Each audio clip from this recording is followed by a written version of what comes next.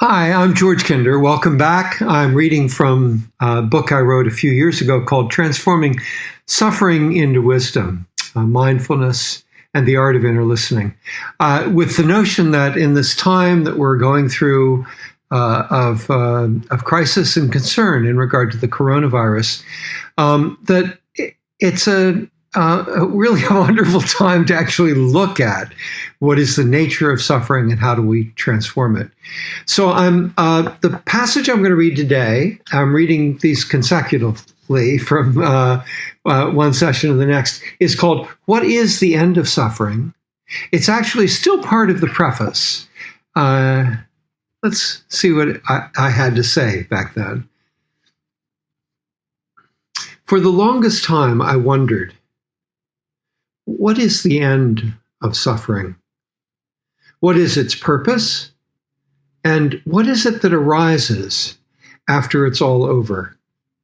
So often in our lives, we are humbled by it, broken down, even crumpled before it. What if, I wondered, this humbled down quality, far from being detrimental, was one of the keys to the end of suffering? Isn't humility itself, after all, the cornerstone of wisdom? My mind was filled with questions. What if, in the midst of suffering, we could find a way to enter into suffering's wisdom? How would that look as a practice? What would we do?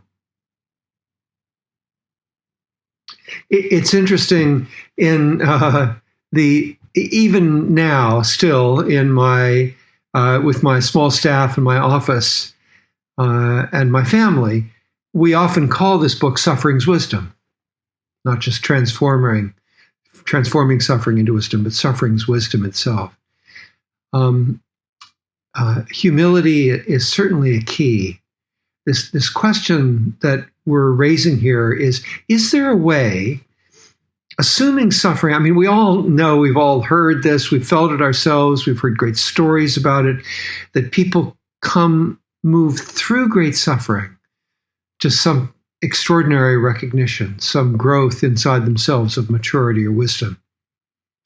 So the question that I'm raising here, reflecting on mindfulness and inner listening, is there a way, might there be a way of listening so deeply and so carefully to the quality of suffering itself inside of ourselves that we might, in a way, turbocharge that lesson of wisdom that might come forth from it?